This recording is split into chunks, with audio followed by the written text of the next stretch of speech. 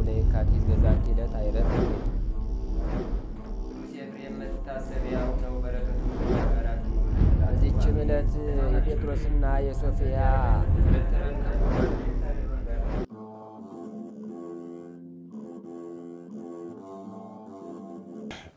በስመ አብ ወወልድ ወመንፈስ ቅዱስ አሐዱ አምላክ አማስሩ ሐሙሱ ለነሐሴ በዛቲ ዕለት ኮነት ሰማዕተ ቅድስት ክርስቲና ወለተ ርባኖስ መኮንን። አንድ አምላክ በሆነ በአብ በወልድ በመንፈስ ቅዱስ ስም ነሐሴ 15 በዚች ቀን የመኮንን ርባኖስ ልጅ ቅድስት ክርስቲና በሰማዕትነት ሞተች። አባቷ ጣዖታትን የሚያመልክ ነው። እርሷም አባቷ እንዳስተማራት ታጥናቸው ነበር። በአንዲት ዕለትም አስባ ተመራመረች፣ በልቧም እግዚአብሔርን መፍራት አደረ። ተነስታም ፊቷን ወደ ምስራቅ መልሳ ቆመች። የምትጓዝበትንም የሕይወት መንገድ ይመራት ዘንድ ጸለየች። መንፈስ ቅዱስም አንድነቱንና ሦስትነቱን ገለጠላት። አባቷን በመጣ ጊዜ ልጄ እንዴት አለሽ አላት። በክብር ባለቤት በክርስቶስ ሕይወት አለው አለችው። አባቷም ሰምቶ ደነገጠ። ልብሽን ምን ለወጠው አላት። እርሷም ከሰማይ አምላክ ተማርኩ አለችው። ከዚህም በኋላ አባቷ እያዘነ ሄደ። እርሷም ተነስታ ወደ እግዚአብሔር ጸለየች። ያን ጊዜ የእግዚአብሔር መልአክ መጥቶ እንዲህ አላት፣ በርቺ፣ ከሦስት መኳንን ትሰቃይ ዘንድ አለሽ። አዳኝ በሆነ በጌታችን ክርስቶስ መስቀልም አተማት፣ ሰማያዊ ህብስትንም ሰጣት። ከዚህም በኋላ ተነስታ ጣዖታቱ ወዳለበት ቤት ገብታ ቀጠቀጠቻቸው። አባቷም አይቶ እጅግ ተቆጣ። ልጁንም ይገርፋት ዘንድ አዘዘ። ከስጋዋም ስለ ደም ፈንታ ማር ወጣ። ሁለተኛም በብረት አልጋ ላይ አስተኝተው ከበታቿ እሳትን እንዲያነዱ አዘዘ። እርሷን የነካት የለም፣ ግን ከአረማውያን ብዙዎችን አቃጠለ። ዳግመኛ በታንኳ አድርገው ወደ ባሕር ይጥሏት ዘንድ አዘዘ። በጸለየችም ጊዜ የክብር ባለቤት ጌታችን ኢየሱስ ክርስቶስ ከመላእክት ጋር መጥቶ ራሷ ጠመቃት። ሚካኤልም በእሳት ጉጠት የክብር ባለቤት የሆነ የክርስቶስን ስጋና ደም አቀበላት፣ ከጣዖታት ድፍም አነጻት። በዚችም ሌሊት አባቷ ርባኖስ ሞተ። ስሙ ዲዮን የሚባል ሌላ መኮንን መጣ። ቅድስት ክርስቲናን አምጥተው ራቁቷን ሰቅለው ከበታቿ እሳትን እንዲያነዱ አዘዘ። ሴቶችም ራቁትነቷን አይተው መኮንኑን ረገሙት። እነርሱንም በሰይፍ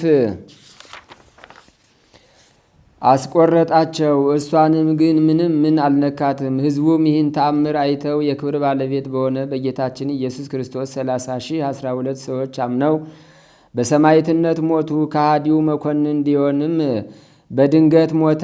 ሦስተኛው መኮንን መጣ። የከበረች ክርስቲናንም ይዞ ለአማልክት ትሰዋ ዘንድ አባበላት። እርሷም እንዲህ አለችው፣ አንተና አማልክቶች ለዘላለም ወደማይጠፋ የገሃነም እሳት ትወርዳላችሁ። እጅግም ተቆጥቶ ወደ እሳት ማንደጃ ውስጥ እንዲጨምሯት አዘዘ። ምንም የነካት የለም። ዳግመኛም ለአራዊት ይጥሏት ዘንድ አዘዘ። እነርሱም የእግሯን ትቢያ ላሱ። እባቦችንም የሚያጠምደውን ነከሱትና ወዲያውኑ ሞተ። ሁለተኛም ምላሷንና ጡቶቿን ቆረጡ። የምላሷንም ቁራጭ አንስታ ከመኮንኑ ዓይኖች ላይ ጣለችውና ዓይኖቹን አሳወረችው። ቁጣውንም ተመልቶ ለእባቦች እንዲጥሏት አዘዘ። አንዲቷም እባብ ልቧን ነደፈቻት፣ አንዲቱ ደግሞ ጎኗን። እንዲሁም የምስክርነቷን ተጋድሎ ፈጸመች። ነብሷንም አሳልፋ የድል አክሊልን ተቀዳጀች። ለእግዚአብሔር ምስጋና ይሁን፣ እኛንም በጸሎቷ ይማረን፣ በረከቷም ከእኛ ጋር ይኑር ለዘላለሙ አሜን። ሰላም ለክርስቲና ዛጥመቃ እግዚአብሔር ወተሃበያ መልአኩ ሚካኤል ክቡር ለዛቲ ቅድስት ወንጽሕት እምነውር እምነ ስጋሃ ቅሱፍ ዘውህ ዘማር ያማዕርር ጉርኤየ እምጌጋይ መሪር። በዚችም ቀን የአንድ ክርስቲያናዊ ባለጸጋ ሰው ልጅ ቅድስት እንባመሪና አረፈች። የዚችም ቅድስት የእናቷ ስም ማርያም ይባላል። ሕፃንም ሁና ሳለች እናቷ ሞተች። አባቷም አድጋ ካለመጠን እስከምታደርስ መልካም ትምህርትን እያስተማረ አሳደጋት። አባቷም እሷን አጋብቶ እርሱ ወደ አንድ ገዳም ሄዶ ይመነኩስ ዘንድ ወደደ። እርሷም አባቷን ያንተን ነፍስ አድነ የኔን ነፍስ ታጠፋለህን አለችው። እርሱም ስለ አንቺ እንዴት አደርጋለሁ? ከገሃነም ውስጥ ከገዳም ውስጥ ሴትን አይቀበሉምና አላት። እርሷም እንዲህ አለችው፣ አባቴ ሆይ የሴቶችን ልብስ ከላይ አስወግደህ የወንዶችን ልብስ አልብሰኝና ከአንተ ጋር ውሰደኝ። የልቧንም ጽናት አይቶ የወንድ ልብስ አልብሶ ከእርሱ ጋር ወሰዳት። የቀድሞ ስሟ መሪና ነበር። እርሱ ግን ስሟን ለውጦ እንባበሪና ብሎ ጠራት። ገንዘቡንም ሁሉ ለድሆችና ለጦም አዳሪዎች በተነ። ልጁንም በወንድ ስም እየጠራ ከእርሱ ጋር ወሰዳት። ወደ አንድ የመነኮሳት ገዳምም ደርሰው በዚያ እየተጋደሉ ኖሩ። ከዚህም በኋላ አባቷ ታመመ። ለሞትም በቀረበ ጊዜ አበምኔቱን ጠርቶ እርሷንም ልጁንም አደራ ሰጠው፣ ስለ ገዳም አገልግሎት ከገዳም እንዳትወጣ። ከዚያም በኋላ አረፈና ቀበሩት። የከበረች እንባመሪናም ከአባቷ ተለይታ ብቻዋን ቀረች። በጾም በጸሎት በስግደት ከቀድሞ እጥፍ አድርጋ ተጋድሎ ጀመረች። ከዚህም በኋላ የገዳሙ መነኮሳት ይህ ወጣት መነኮስ ከእኛ ጋር ለገዳሙ አገልግሎት ለምን አይወጣም ብለው ተቃወሟት። እንዲህም አበምኔቱን ባስጨነቁት ጊዜ ከእርሳቸው ጋር ሰደዳት። ለመነኮሳቱ ቀለብ የሚሆነውን የገዳሙን እህል የሚሰበስብ አንድ ሰው አለ። መነኮሳቱም በሚወጡ ጊዜ ከእርሱ ዘንድ አድረው እህላቸውን ይጭናሉ። የእንግዳ መቀበያ ቤትም አለው፣ በዚያ ያድራሉ። በዚያችም ዕለት ከጉረቤቱ አንድ ጎልማሳ ሰው መጥቶ በዚህ ሰው ቤት አድሮ የልጁን ድንግልና ጠፋ። እንዲህም አላት፣ አባትሽ ማን ደፈረሽ ብሎ የጠየቀሽ እንደሆነ አባ እንባበሪና የሚሉት ወጣት መነኩሴ ደፈረኝ በይው አላት። በጸነሰችም ጊዜ አባቷ አወቀ። ማን ነው የደፈረሽ ብሎ ጠየቃት። እርሷም እንዲህ ብላ መለሰችለት፣ አባ እንባበሪና የሚሉት ወጣት መነኩሴ ደፈረኝ። ያን ጊዜም ተነስቶ ወደዚያ ገዳም ሄዶ መነኮሳቱን ይረግማቸው ጀመረ። አበምኔቱም ሰምቶ ወጣና መነኮሳቱን ለምን ትረግማቸዋለህ? እግዚአብሔርን አትፈራውምን? አለው። እርሱም በልጁ ላይ የሆነውን ነገረው። እንዲህም አለው፣ አባ እንባመሪና የሚሉት ወጣት መነኩሴ የልጄን ድንግልና ስለደፈረ ነው አለው። አበምኔቱም በሰማ ጊዜ እውነት መሰለውና እጅግ አዘነ። ሰውየውንም እንዲህ ብሎ ለመነው፣ በአንድ ሰው በደል ንጹሐን የሆኑ መነኮሳትን በሕዝባውያን ፊት አታዋርዳቸው፣ ይህንንም ነገር ሰውር። ከዚህም በኋላ ቅድስት እንባመሪናን ጠርቶ ይገስጻትና ይረግማት ጀመረ። እርሷም ስለምን እንደሚረግማት አላወቀችም ነበር። ባወቀችም ጊዜ ከእግሩ በታች ወድቃ እኔ ወጣት ነኝና በደሌን ይቅር በለኝ ብላ ለመነችው። እርሱም እጅግ ተቆጥቶ ከገዳሙ አባረራት። እርሷም ከገዳም ውጭ ሁና እየተጋደለች ኖረች። ያችም ልጅ በወለደች ጊዜ የልጅቷ አባት ሕፃኑን አምጥቶ ለቅድስት እንባመሪና ሰጣት። እርሷም እግዚአብሔርን እያመሰገነች ተቀበለችው። በላሞችና በበጎች ጠባቂዎች ዘንድ ለሕፃኑ ወተትን እየለመነች መዞርን ጀመረች። እንደዚህም አድርጋ ሕፃኑን አሳደገችው። ከ3 ዓመትም በኋላ መነኮሳቱ ተሰብስበው አበምኔቱን ለመኑት፣ አባ እንባመሪናን ይቅርታ አድርግለት፣ ወደ ገዳሙ ይመልሰው ዘንድ። እርሱም ልመናቸውን ተቀብሎ ከመነኮሳቱ ጋር ቀላቀላት።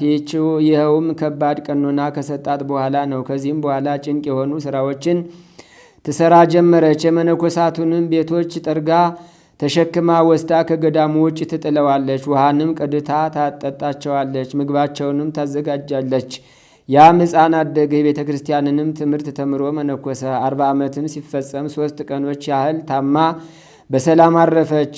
ደወልንም ደውለው መነኮሳቱ ሁሉ ተሰበሰቡ። ሊገንዙም ገብተው ልብሶቿን በገለጡ ጊዜ እርሷ እሴት እንደሆነች አገኝተዋት ደነገጡ። መሪር እንባንም አለቀሱ። አበምኔቱም በመጣ ጊዜ ያለ በደሏ ከባድ ንስሐ ቀኖና ስለሰጣትና በእርሷ ላይ ስላደረገው ተግሳጽ መሪር እንባን አለቀሰ። ከዚህም በኋላ መልእክተኞችን ልኮ የዚያችን የሐሰተኛ ልጅ አባቷን አስመጥቶ እንባመሪና ሴት እንደሆነች ነገረው። ከዚህም በኋላ በድኗን ተሸክመው ይቅር ይበለን የሚል ቃል ከበድኗ እስከሰሙ ድረስ አቤቱ ክርስቶስ ማረን እያሉ ጸለዩ። ከዚያም በኋላ በዝማሬና በማሕሌት ከብዙ ልቅሶ ጋር ገነዟት። ከሥጋዋም ተባርከው ቀበሯት። እነሆ እግዚአብሔርም ክፉ ሰይጣንን አዞት ያችን ሐሰተኛ ሴት ልጅና ድንግልናዋን የደፈረውን ጎልማሳ ያዛቸው። እያጓተተም አሰቃይቶ ይቀጣቸው ጀመረ። ወደ ቅድስት እንባመሪና መቃብር ሄደው ኃጢአታቸውን በሕዝቡ ሁሉ ፊት እስከሚያምኑ እጅግ አሰቃያቸው። ከመቃብሯም ቁጥር የሌላቸው ድንቆች ታምራቶች ተገለጡ።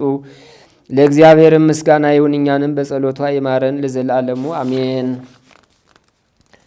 ሰላም ለመሪና ለወሬዛ በአምሳሉ እንተ መከረ ታበ ደብረ አህው ታሃሉ እንዘ የትትናገር ኢቲ ሶበ ይስእምዋ ኩሉ ይትዋስው ወየትባሃሉ ድቁቅ ቃሉ እምተጸምዶቱ ብዙ ወፈድፉድ ገድሉ በዚችም ዕለት በንጉሥ ዳሲዎስ ቄሳር ዘመን ቅዱስ ለውረኔዎስ በሰማዕትነት ሞተ።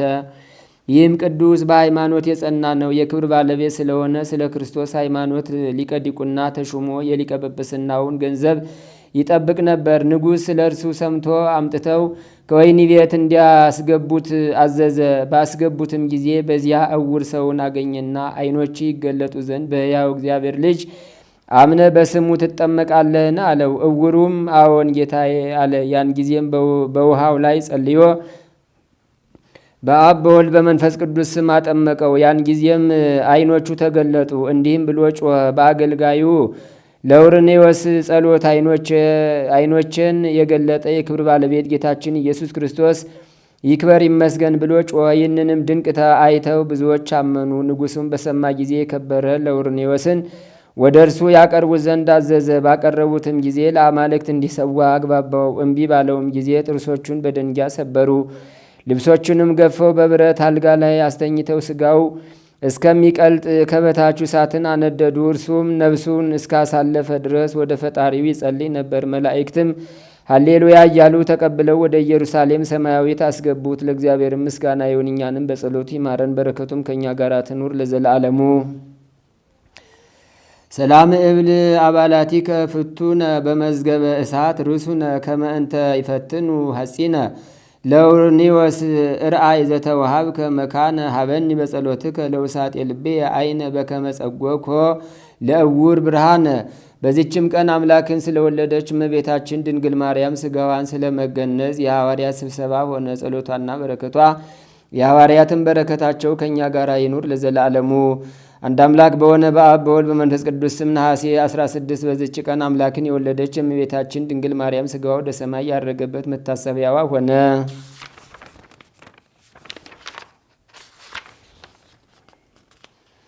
በዚችም ዕለት ዳግመኛ የሰማዕታት አለቃ ቅዱስ ጊዮርጊስ ስጋው ከፋርስ አገር ወደ አገሩ ልዳ በክብር የፈለሰበት ነው። በዚችም ቀን የሶርያ መስፍን ጊጋር በሰማዕትነት ሞተ። ዛቅረብኩ ማሕሌተ ዘኪርያ ይላፈምን ለተጸምዱ ከዘልፈ ለላ አነብቶ ከብዘንዴቴ መጽሐፈን ተረሰይ ከግዚኦ ጸሪቀ መበለት ውጉፈ እምላ አቡ ብላን ዘተርፈ ነቢያት ቅዱሳን ሐዋርያት ሰባክያን ሰማዕት ወጻድቃኑ መላእክት ትጉሃን ደናግል አዲው መነኮሳት ሄራን ባርኩ ባርኮ ጉባኤ ዛቲ መካን እስከ አረጋዊ ሊቅ ወንዑስ ሕፃን ለዘ ጻፎ በክርታስ ወለዛ ጻፎን ዘይደርስ ወለዛ አንበቦ ወለዘ ተርጎሞ በልሳን አዲስ ወለዘ ሰማ ቃሎ በዝነ መንፈስ በጸሎተሙ ማርያም አራቂተ ኩሉም ባይ ስቡረ የመሐረነ ኢየሱስ ክርስቶስ።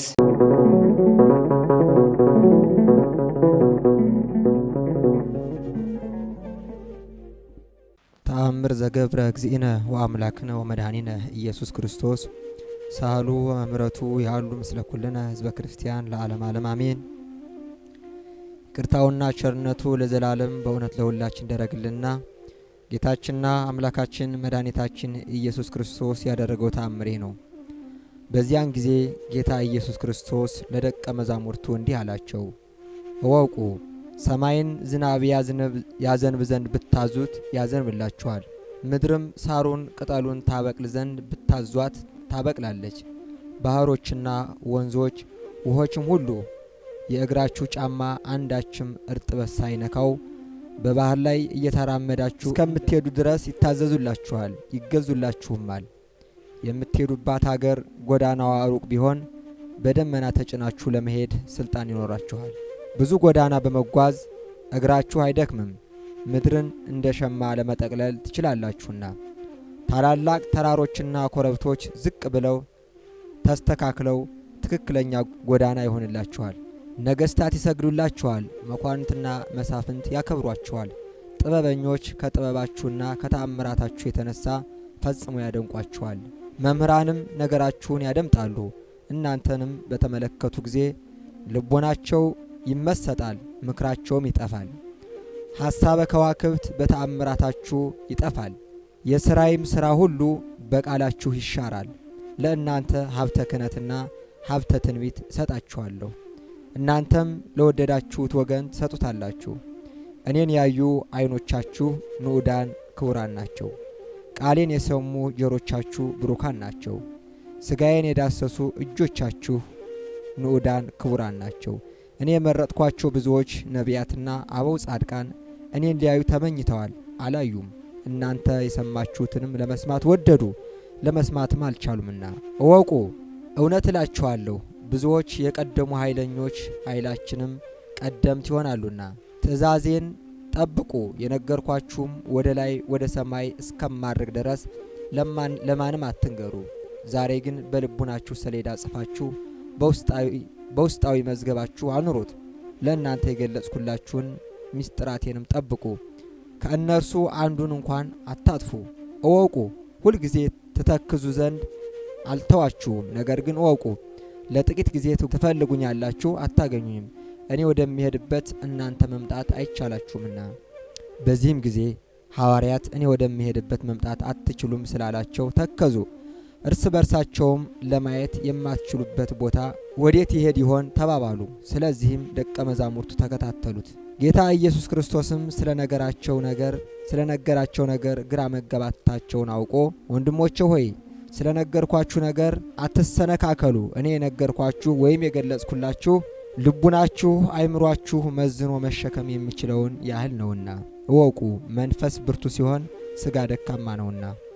በእኔ ላይ ለሚመጣው መከራ ዛሬ ብዙውን በነገርኳችሁ ነበር፣ ነገር ግን ሸክሙን አትችሉትም። ስለዚህ ልነግራችሁ አልፈቀድኩም። የነገርኳችሁ ብቻ ጠብቁ።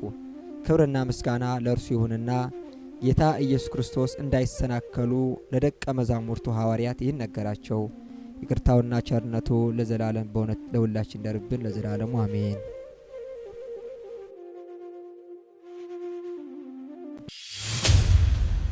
ከዓለም የለያት አክብሮ ከ36ቱ ቅዱሳት አንስት አንዱ አድርጎ የመረጣት ክርስቶስ በከርሰ መቃብር ያደረባት ያፈረስነው ሕይወታችን፣ ብርቱ ሰልፍ የሆነው ሕይወታችን፣ እረፍት ያጣንበት ሕይወታችን፣ እየበላን የማንጠግብበት እግዚአብሔር ጨለማ የሚለው ክርስቶስን ያጣችበት ያ መከራ ያ ሕይወት ነው። በስመ አብ ወወልድ ወመንፈስ ቅዱስ አሃዱ አምላክ አሜን። የምንማማርበት የትምህርታችን ርዕስ የሚሆነው ወውእቱ መጻ ቀዲሙ ሌሊተ የሚል ይሆናል ማለት ነው። ይሄንን ቃል የምናገኘው በዮሐንስ ወንጌል ምዕራፍ 3 ከቁጥር 1 ላይ ነው። ወርቃማው የግዕዝ ቋንቋ ወይም ኢትዮጵያዊው ልሳን ወደ አማርኛ ሲመለስ በሌሊት መጣ የሚል ይሆናል ማለት ነው። እስኪ በሉ ሁላችሁም በሌሊት በሉ እስኪ በደንብ በሌሊት ሌሊት አይደለም በሌሊት መጣ። በምን መጣ? እስኪ ድገሙት። በምንድን ነው የመጣው? በዚህ ቃል እግዚአብሔር ያስተምረናል እና አሁን በሌሊት መጣ ነው እና ስለ ሌሊት ነው የምንማር። ሌሊት ምንድን ነው የሚለውን እናያለን። እንግዲህ አሁን ሌሊት ማለት ከዚህ ንጋት ወይም ከዚህ ብርሃን አስቀድሞ የነበረው የቀን ክፍል ወይም ይሄ ያ ክፍል ምን ይባላል? ሌሊት ይባላል። ጨለማ የነገሰበት ያ ሌሊት ይባላል። አሁን እኛ በእርግጥ ትኩረት የለንም ለነገሮች። አሁን እግዚአብሔርን ለማወቅ የእግዚአብሔርን አባትነቱን፣ ቸርነቱን፣ መግቦቱን ለመረዳት መጽሐፍ ቅዱስ ብቻ መጥቀስ በቂ አይደለም። ምእመናን፣ እምነት ላለው ሰው ተፈጥሮ ማስተማሪ ነው እና እግዚአብሔርን ጠባቂነቱን ቸርነቱን ከምንረዳባቸው ይሄ የተፈጥሮ ዕውቀቶቻችን አንዱ ሌሊት ነው። ማን ነው አልኳችሁ? ሌሊት በሉ እስኪ። ሌሊት ነው እና ሌሊት እግዚአብሔር ምን ያደርጋል? አሁን ምንድነው ትርጉሙ? እኛ ተኝተን ነው የምናርፍበት ነው እና ምን እንሁን ዝም ብሎን ተኝተን መነሳት እንጂ እንዲሁ ምን እግዚአብሔር እንዳደረገ አናውቀውም። ይገርማችኋል። ግን ሌሊት ይኸውላችሁ መቼም እግዚአብሔር ለሰው የተጨነቀውን ለሰው ሲጨነቅ ነው የሚኖር። እግዚአብሔር ለኛ ይጨነቃል። ምእመናን እና እኮ ዛሬም እኮ አሁን እንዲሁ በዚህ በማለዳው በቤቱ የሰበሰበን በእያንዳንዳችን ሕይወት ውስጥ የሚሰራው የሚገነባው ሕይወት አለ። ምእመናን የሚሞላ ይሄ የሕይወት ጉድለት አለ። የሚነቀል በእያንዳንዳችን ሕይወት ውስጥ የመከራ እሾህ አለ።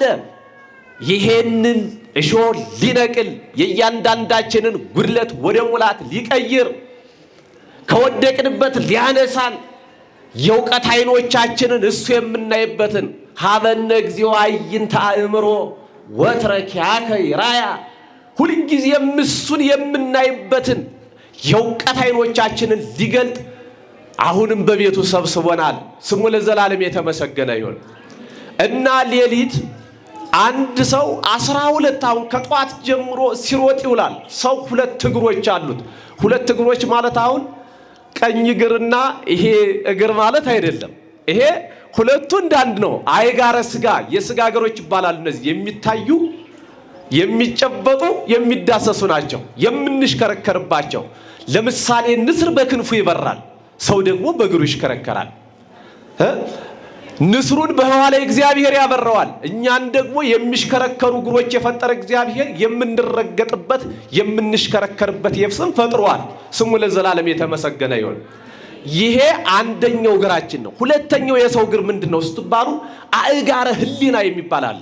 የህሊና እግር አሁን እዚህ ቁጭ ብሎ አሁን በእግረ ስጋ ቁጭ ብሎ በእግሩ በእግረ ህሊናው እቤት ገብቶ ስራ የሚሰራ ገበያ ውስጥ ገብቶ ገበያ የሚገበያይ ስንት ሰው አለ አሁን እዚህ። እና ይገርማል። እንዲሁም ይሄኛው በዚህ እግራችን ስንሄድ መኪናም አይገጨንም። እዚህ ቁጭ ብላችሁ በረቂቁ አካላችሁ ስትሄዱ ተራራ ይጋርዳችሁ፣ ከተዘጋው ቤት ውስጥ ትገባላችሁ፣ ሰው ቤት ገብታችሁ እንትን ትላላችሁ። እና የሁለት ዓለም ንስር ነው ሰው። እና በአይጋረ ህሊናዎች በህሊናው በግዙፍ እግሩም ሰው ሲበር ይውላል፣ ይደክማል። እንዲህ የሆነውን ሰው እግዚአብሔር ሌሊት እንቅልፍ ወይም ይሄ ነውይም ይሄ እንቅልፍ አለና ያስተኛና እንደዚህ ድክም ብትን ያለውን እንደ ጥጥ የተባዘተ የደከሙ እግሮቹን ለማየት ዓይናችሁን ለመግለጥ እየተዝለፈለፋችሁ ትተኛላችሁ። ያን ጊዜ እግዚአብሔር ያንን ድካማችንን እንደ ልብስ አውልቆ እኛ እንደ ንስር ታድሰን እንደገና ደግሞ ፈጣን ሆነን ዓይኖቻችንም የሚያዩ የማይዝሉ እግሮቻችንም እንዲሆነን ደግሞ እየበረርን ስራችንን እያከናወን እግዚአብሔርን እያመሰገንን እንውልበታለን ማለት ነው። እና እኛን የሚያድስበት ሌሊት እግዚአብሔር እንደገና ሰውን ለአዲስ ኃይል በአዲስ አቅም እግዚአብሔር ሰውን በሐዲስ ተፈጥሮ የሚፈጥርበት ሌሊት ነው። ምንድነው አልኳችሁ? እና በዚያ አድሶ ፈጥሮ ደግሞ አሁን የቀኑ ስራችንን እንድንሰራ ከዚህ ይሄ ለግዙፍ ኃይል ከፈጠረው ብርሃን ጋር አገናኝቶ ደግሞ ከዚያም በበለጠ በቤቱ ሊባርከን ስለሰበሰበን ስሙ ለዘላለም የተመሰገነ ይሁን። አያችሁ እግዚአብሔር ይሄ ነው። እና ሌሊት እንደዚህ አይነት ስራ ይሰራበታል። ባይሆን እንኳን አሁን ሌሊት ባናርፍ ቀን ባናርፍ አሁን ምን እንደምንሆን አይታችሁታል። እና ድካም ነው። እኛ ድካማችን እግዚአብሔር ያሳርፍበታል ማለት ነው። እንደ ልብስ አውልቀን የምንጥልበት እንደ ንስር የምንታደስበት ሌሊት ነው እግዚአብሔር። ይሄ ነው አሁን ሌሊት ይሄ ነው አንደኛው። ሌላው ሌሊት ምንድነው ስትሉ ግሩማን አራዊት የሚሰለጥኑበት ህይወታችን የእያንዳንዳችን ህይወት ቤተክርስቲያን እንዲሰብስባ የምታስተምራቸው መልእክቱም ይሄው ነው ማለት ነው። እንዴት አሁን ሌሊትስ ምንድነው ሌላ ምን አለ ስትሉ ሌሊቱ የራሱ ግርማ አለው። ደግሞ የግሩማን አራዊት ድምፅ አለ። አራዊት የሚሰለጥኑበት ነው። ምክንያቱም አሁን እኛ ማታ በልተን ሆዳችንን ሞልተን እንተኛለን። ደግሞ በሌሊት ደግሞ የሚመግባቸው ፍጥረታት እግዚአብሔር አሉ። በሌሊት እየበረሩ ምሳቸውን ይሄ ምግብ የሚመገቡ ደውኮ እግዚአብሔር እኮ የሚገርም አምላክ ነው ይመናል በሌሊት። እና አሁን የሌሊቱ ግርማ አለ። እንደገና ደግሞ የግሩማን አራዊት ድምፅ አለ። ይሄ ቁርጠኝነት በተለይ አሁን በእኛ ዘመን አሁን በዚህ ደግሞ ከባድ ነው። አሁን እኛ የምንፈራው ሌሊት ስንሄድ አራዊትን ግርማን አራዊትን አይደለም። በእውነት ሰይፍ ይዘው ስለት ይዘው እንደ ሰው ተፈጥረው ግን ከግሩማን አራዊት በከፋ ሕይወት የሚኖሩ ሰው የማያሳዝናቸው ስለት ይዘው ሰውን በልተው ጥለው ትልቁን ሀብት ወርቁን ቀብረው ትንሹን ነገር የሚወስዱ አረ ማስተዋሉን ያድለን። ግሩማን አራዊት በሰለጠኑበት ቢጣሉኝ ሳይል እግዚአብሔርን ፍለጋ መምጣት፣ ወደ እግዚአብሔር መገስገስ።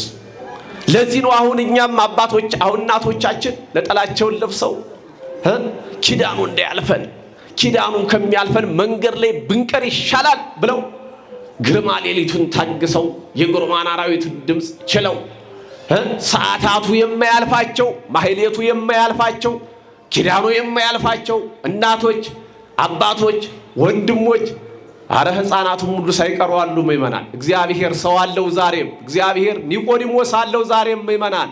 ኒቆዲሞስን አድርጎ በቤቱ የሰበሰበን እግዚአብሔር ስሙ ለዘላለም የተመሰገነ ይሁን።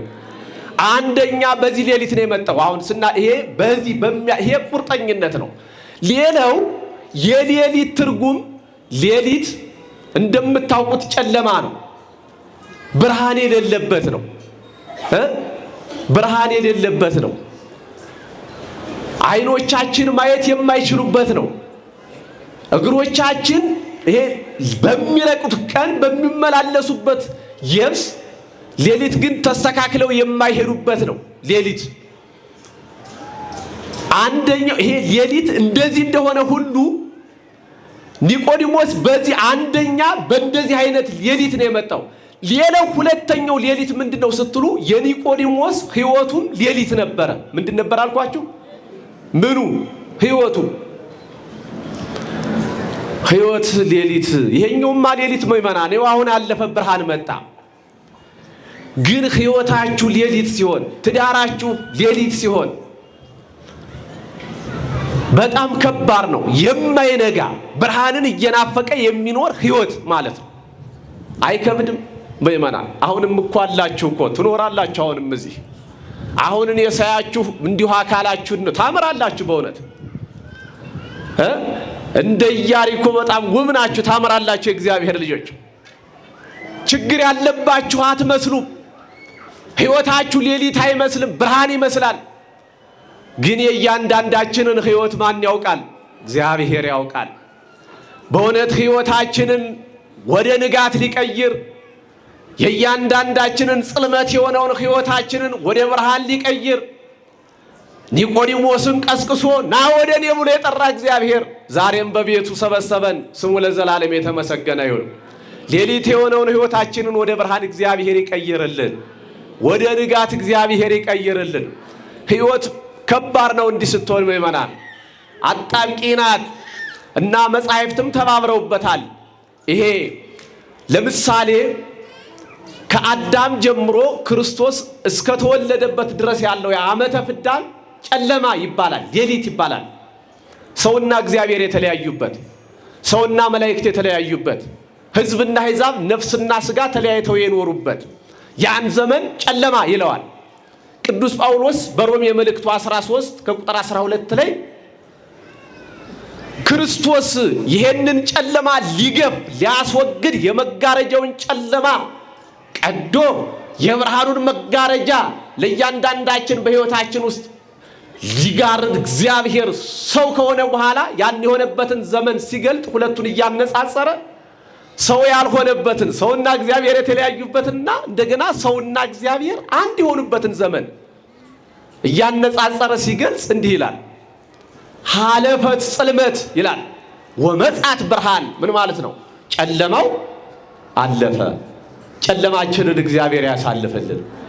ወመጻት ብርሃን፣ ብርሃን መጣች ይላል። ብርሃን የተባለች አሁን እኛ ቁጭ ያልባት የተሰበሰብንባት ለስም አጠራሯ ክብርና ምስጋና ይድረሳት። ከመቤታችን ሰው ሆኖ እኛን ሰው ያደረገባት ዓመተ ምሕረት የምህረት ዓመት፣ ዓመተ ሰላም የሰላም ዓመት እየተባለች የምትጠራዋ ይቺ አሁን ያለንበት ይቺ ዓመተ ምሕረት 2018 ክርስቶስ ሰው ከሆነበት በኋላ ያለው ይሄ ዘመን ዓመተ ምሕረት ይባላል። ሰውና መላእክት ለምስጋና አንድ ይሆኑበት። ስብሐት ለእግዚአብሔር በሰማያት ወሰላም በምድር። ይሄ በዓለመ መላእክት እግዚአብሔር ሰው ከመሆኑ አስቀድሞ ተመስግኖ አያውቅም። ግን እግዚአብሔር ሰው ሲሆን ግን ብርሃኑ ሲመጣ ሌሊቱ ሲያልፍ ሰውና መላእክት ስብሐት ለእግዚአብሔር በሰማያት ብለው ያመሰገኑባት ብርሃን አሁን እኛ የተሰበሰብንባት ይህች ቀን ብርሃን ናት። በብርሃኑ የሰበሰበን እግዚአብሔር ስሙ ለዘላለም የተመሰገነ ይሁን። ጨለማ የተባለች ኦሪት ናት የእግዚአብሔር ልጆች እና የመከራ ሕይወት በሌሊት ይመሰላል። ኒቆዲሞስ በሌሊት እንደገና ደግሞ የመከራ ሕይወት ጉድለት ነበረበት በሕይወት ውስጥ እና በሌሊት በመከራው ሕይወት እግዚአብሔርን ፍለጋ መምጣት። እግዚአብሔርን ፈልጋችሁ የመጣችሁ የእግዚአብሔር ልጆች እግዚአብሔርን ሳታገኙት እንዳትሄዱ፣ እንዲሁ መታችሁ እንዳትሄዱ። ምክንያቱም እግዚአብሔር ማደሪያ ያስፈልገዋል፣ ሰውነት ያስፈልጋል። ወደ ራሳችሁ ይዩ። በእውነት እኔ የተስተካከልኩ ነኝ ወይ? ሌሊቴን ለመቀየር የሚጋብዝ ሕይወት አለ ወይ? አንተ የምትጋበዝ ሕይወት አለኝ ወይ ብላችሁ እግዚአብሔርን መጠየቅ ያስፈልጋል። እንኳን ጠይቀነው ሳንጠይቀው እኛ የፈለግነውን ሳይሆን የሚያስፈልገንን ለኛ የሚጠቅመንን የሚያደርግ እግዚአብሔር ነገሮችን ያከናውናል፣ ያስተካከላል። የእግዚአብሔር ልጆች እና ያ ሌሊት አንደኛ መከራ ነው። በዮሐንስ ወንጌል ምዕራፍ 20 ከቁጥር 1 ጀምራችሁ ስታዩ እንዘ አዲሁ ጽልመት ይላታል ማርያም መግደላዊትን። ገና ጨለማ ሳለ ወደ ክርስቶስ ሌሊት መጣች ይላታል እንደ ኒቆዲሞስ።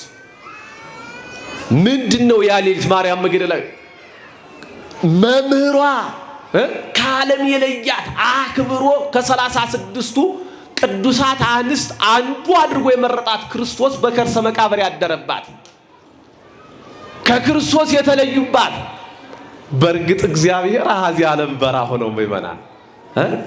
ግን እነሱ በከርሰ መቃብር ሲያድር ከነሱ የተለየ መስሏቸው ነበረ። ግን ከነርሱ ጋር ማን ነበረ? እግዚአብሔር። እና ማርያም መግደላዊት በዚያ በጨለማ እግዚአብሔር ጨለማ የሚለው ክርስቶስን ያጣችበት ያ መከራ ያ ሕይወት ነው። እና ሌሊት አንደኛው ይሄ ግርማ ሌሊቱ አራዊት የሚሰለጥኑበት ነው፣ እኛን እግዚአብሔር የሚያሳርፍበት። ሁለተኛ ደግሞ የድብልቅልቅ ያልተስተካከለ ይሄ ባስቸጋሪ በሆነው ለእግዚአብሔር የማይመች ሕይወት ፈጥረን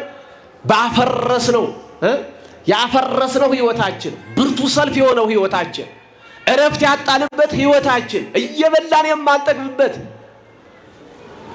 በተሻለ ሕይወት ውስጥ እየኖር ግን እረፍት ያጣንበት ሕይወትም በሌሊት ይመሰላል ምእመናን።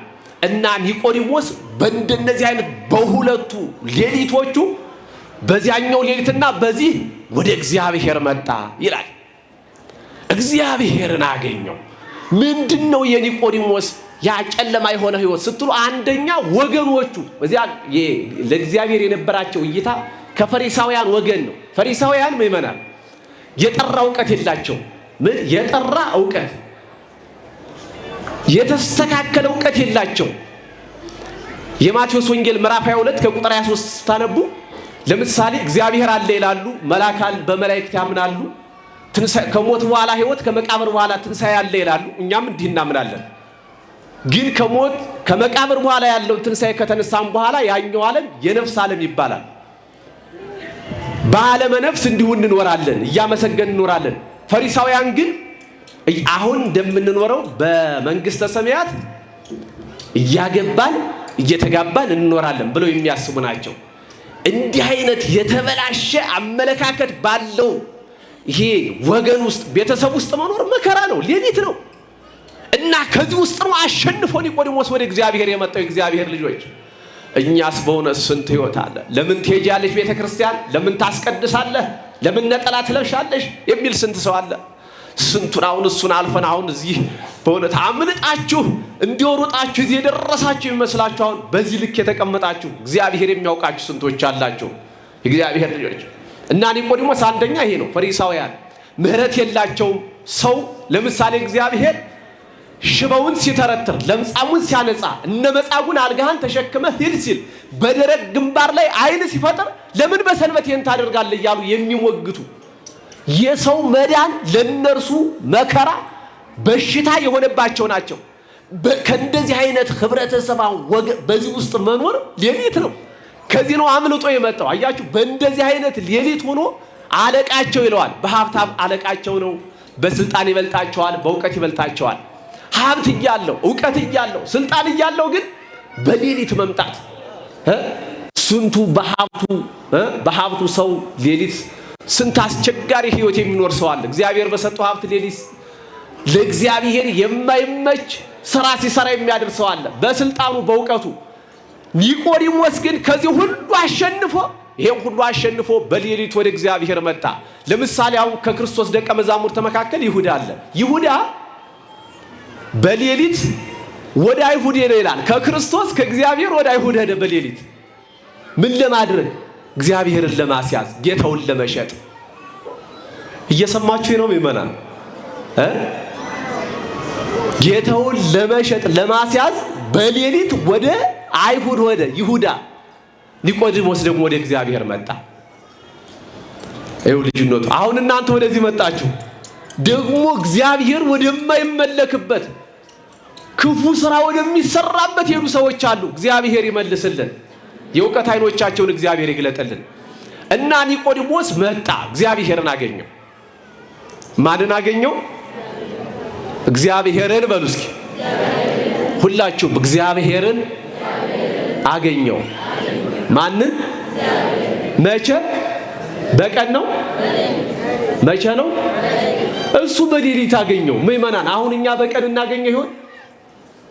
አሁን አግኝታችሁታል። አሁን እዚህ ቁሞ መሄድ አይደለም፣ ደርሶ መሄድ አይደለም። ይሄ አይደለም። ይሄ እንዲህ አይነት አስመሳይነት አይጠቅምም። ይሄ ትክክል አይደለም።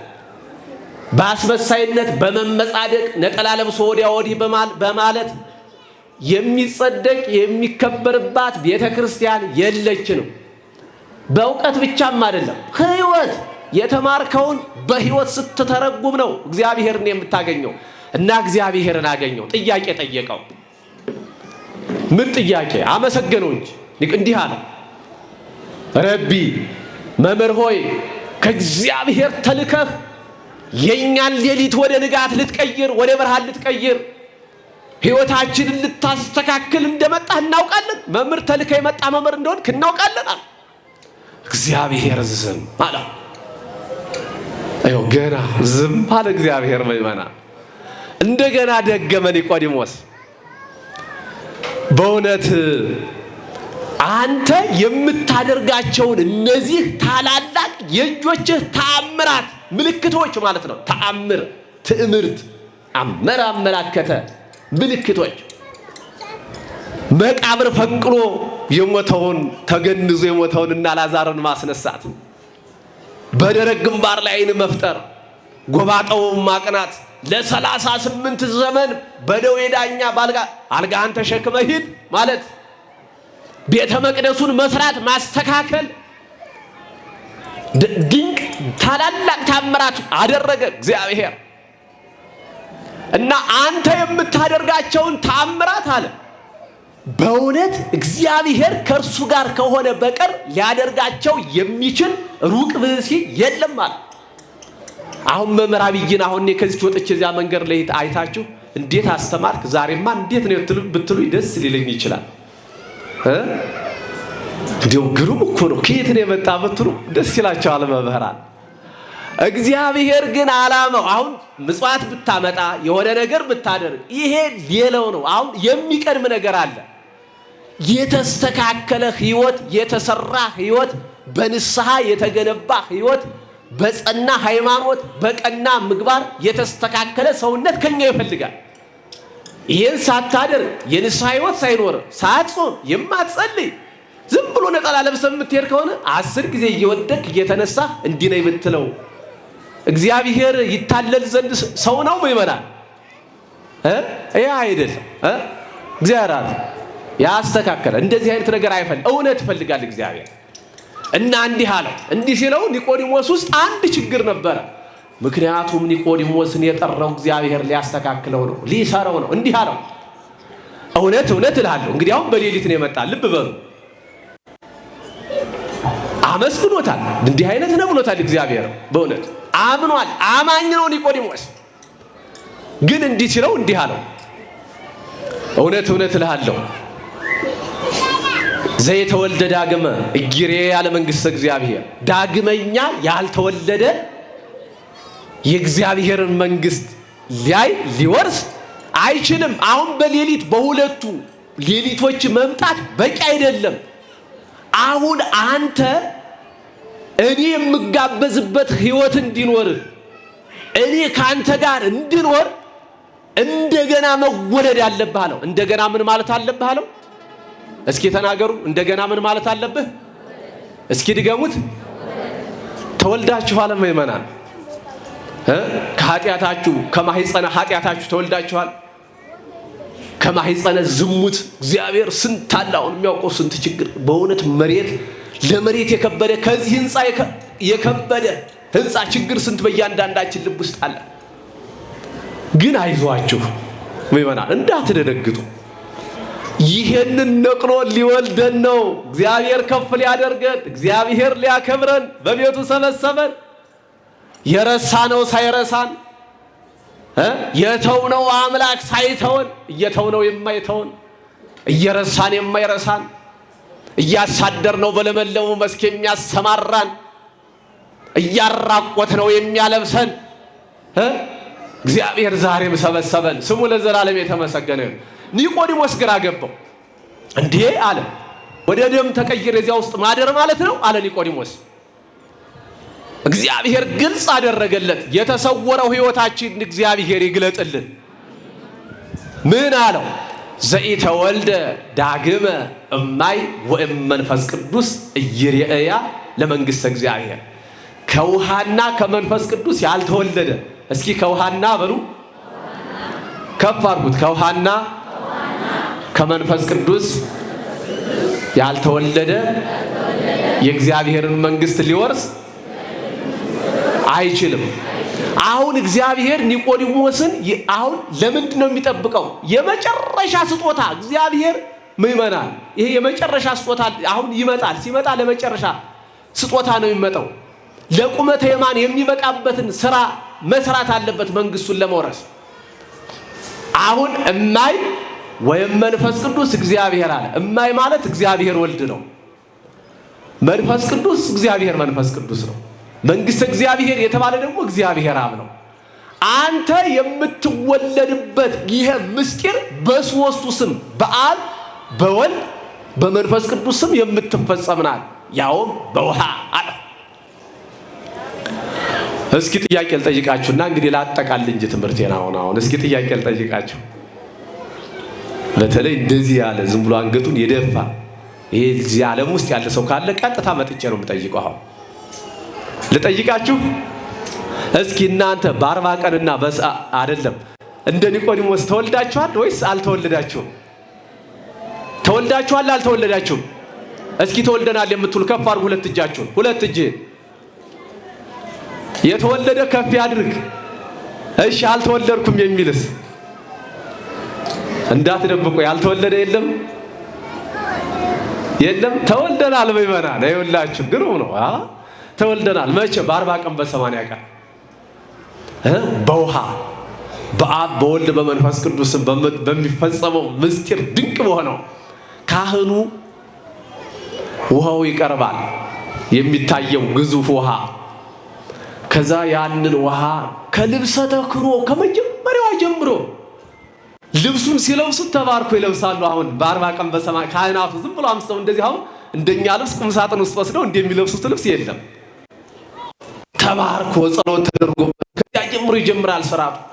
ከዚያ ስርዓቱ ሲፈጸም ቀጥታ ሲያልቅ ያስ ጸሎቱ ሁሉም ጸሎት ተከናውኖ ሲያልቅ ያ ውሃ የሚታየው ውሃ ቀጥታ ከዕለተ ዓርብ ከክርስቶስ ቀኝ የፈሰሰ ማየገቦ ወደዚያች ማየገቦ ይቀየራል። የጎኑ ቅዱስ ኤፍሬም ሲያነጻጽር አዳምን ቀዳማዊ አዳምንና ዳግማዊ አዳም ክርስቶስን እንዲህ ይላል። የቀዳማዊ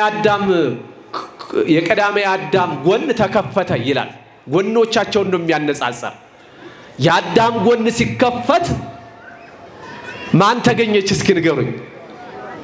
ማን የተገኘችው? ምእመናን አበዛውባችሁ፣ ልጨርስ። ማን የተገኘችው? ከሔዋን ምን ተገኘ? ሞት ወይስ ሕይወት? ሕይወት። ግሩም ነው። በእርግጥ ሞት ብንለው ይሻላል። ሞት የአዳም ጎን ሲከፈት ሞት ተገኘ።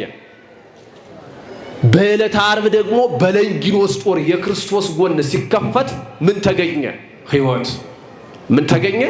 ሕይወት። ይላችሁ ደሙ ዘበላ ሥጋዬ ወሰትየ ደሜ ቦ ሕይወት ዘላለም። ቅዱስ ሥጋዬን የበላ ክቡር ደሜን የጠጣ የዘላለም ሕይወት። አሁን ቁጭ ያልንባት ይቺ ቤተ ክርስቲያን ደሙ ከነጠበበት ላይ የተሰራችው እሱ ባወቀ ያሰራታል። ለደሙ ላይ ቁጭ አደረገን። አቤት ምእመናን፣ የትኛው ቅድስናችን! አረ የትኛው ክብራችን! አሁን ደሙ ላይ ቁጭ የሚያደርግ ይኸው እግዚአብሔር ያውቅበታል። ተመልኮት የኛ አባት ከነነውራችን ክድን አድርጎ ሊያከብረን ሊቀድሰን ከደሙ ላይ ቁጭ አደረገን። ምን ይሄ ይገርማችኋል? አይ ብሉኝ ጠጡኝ የሚል አምላክ አሁን ከዚህ የበለጠ አለ? ራሱን ከመስጠት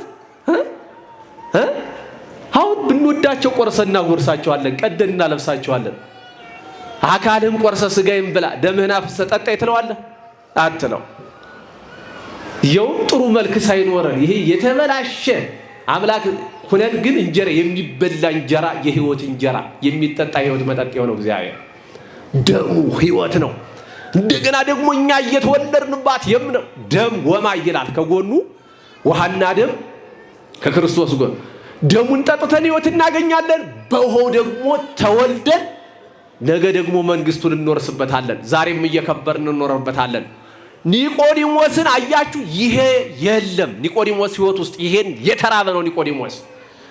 ሌሊቱ የኒቆዲሞስ ሌሊት ይሄ ነው እና ይሄንን ሌሊቱን እግዚአብሔር አስተካከለለት። ኒቆዲሞስም ተሰራ፣ በደንብ ተሰራ። ከዛስ አሁን እንዴት መሰራቱን እናውቃለን። ኒቆዲሞስ እግዚአብሔር ሌሊቱን ወደ ብርሃን፣ አሁን ብርሃን የሆነ ሰው ብርሃን የሆነ ስራ ነው የሚሰራ። ልብ በሉ። በዕለተ ዓርብ እነዚህ ወገኖቹ ፈሪሳውያን ተሰብስበው ይሰቀል ይሙት፣ ኦሪትን የሚቃወም ሁሉ ይሙቱ ሲሉ እንዲህ ይል ነበር ከመካከላቸው ቁጭ ብሎ። ኧረ ተው ይላል ዮሐንስ ወንጌል 7:47 ላይ ኦሪትክሙ ንትኩየንን ወለሰብ ኦሪትነኑ ብሎ አቅንተውታል ሊቃውንቱ። በእውነት የእናንተ ኦሪት ሰው አያርፍባትም? ሰው የማያርፍባት እንዲያው ምሕረት የሚያጣባት በሰው መከራ ሰው የሚያጌጥባት ኦሪታችሁ ሰውን በእውነት እንደዚህ የኦሪት ሕግ እንዲህ ነውን እያለ ይል ነበረ።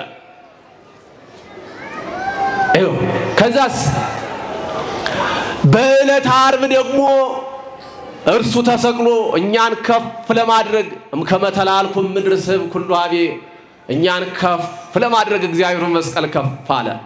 ከፍ ሊያደርገን ዛሬ በቤቱ የሰበሰበን እግዚአብሔር ሁልጊዜም ሲያከብረን ከፍ ሲያደርገን ሌሊታችን ወደ ንጋት ሲቀይር ከኛ የሚጠበቀው መምጣት ነው።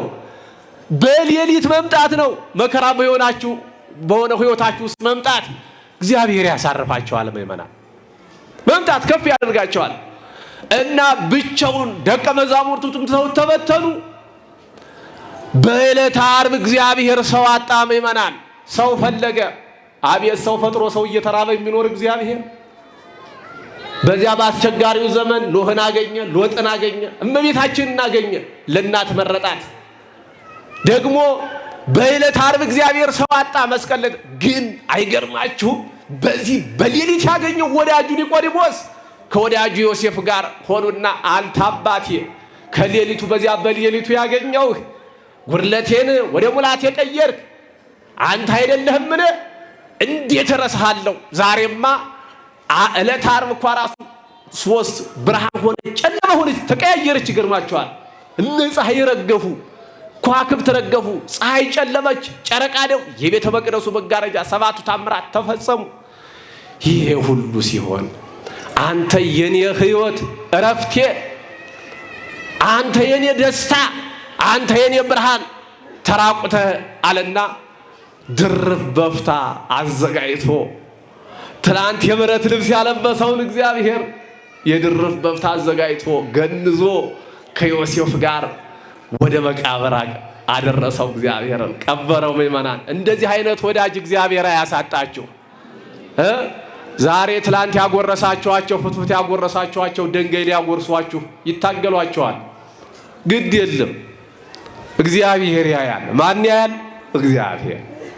እንቅፋት እንዳይመታ ያስተካከላችሁላቸው የሾህ ካስማ በየመንገዳችሁ ይሰካሉ፣ ግን እግዚአብሔር ያን የሚነቅልበት ጊዜ አለው። ምእመናን እንደ ኒቆዲሞስ አይነት ወዳጅ ይገኛል። ምእመናን ሁሉም እና ዮሐንስ በአንደኛ መልእክቱ 4:18 ላይ ወአልቦ ፍርሃት ውስተ ተፋቅሮት ነው ይላል።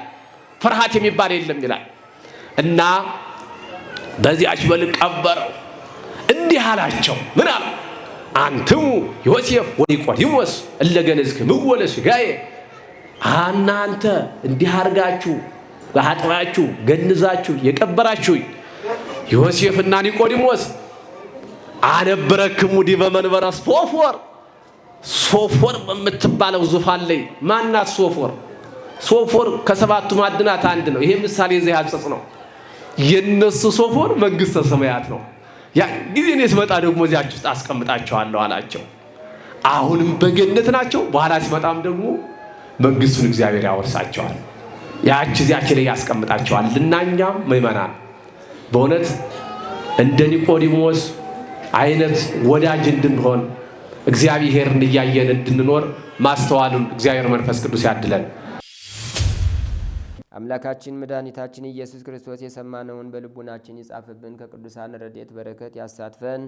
ሰላም ያሳደር አምላክ ሰላም ቀን ያውለን። አቡነ ዘበሰማያት ይትቀደስ ስምከ ትምጻእ መንግሥትከ ወይኩን ፈቃድከ በከመ በሰማይ ከማሁ በምድር ሲሳየነ ዘለለ ዕለትነ ሀበነ ዮም ወኅድግ ለነ አበሳነ ወጌጋየነ ከመ ንሕነኒ ንኅድግ ለዘአበሰ ለነ ኢታብአነ እግዚኦ ውስተ መንሱት አላ አድኅነነ ወባልሐነም ኩሉ ኩይስ መዚአከ ይእቲ መንግሥት ኃይል ወስብሐት ለዓለመ ዓለም። በሰላመ ቅዱስ ገብርኤል መልአክ ወእግዝእትየ ማርያም ሰላም ለኪ ድንግል በሕሊናኪ ወድንግል በሥጋኪ እም እግዚአብሔር ጸባኦት ሰላም ለኪ ብሩክት አንቲ እምአንስት ወቡሩክ ፍሬ ከርሥኪ ተፈሥሒ ፍሥሕት ኦ ምልዕተ ጸጋ እግዚአብሔር ምስሌኪ ሰአሊ ወጸልይ ምህረታ በፍቅር ወልድኪ ኢየሱስ ክርስቶስ ከመ ይስራይ ለነ ኃጣውኢነ ተማኅፀነ ብኪ ኦ ተወካፌ ንስሐ ወሰራይ ኃጢአት ኢየሱስ ክርስቶስ ስረይ ኃጢአቴ ወኃጢአተ ኩሉ ሕዝብ ከማይሰራ ኃጢአት እግዚአብሔር ይፍታ።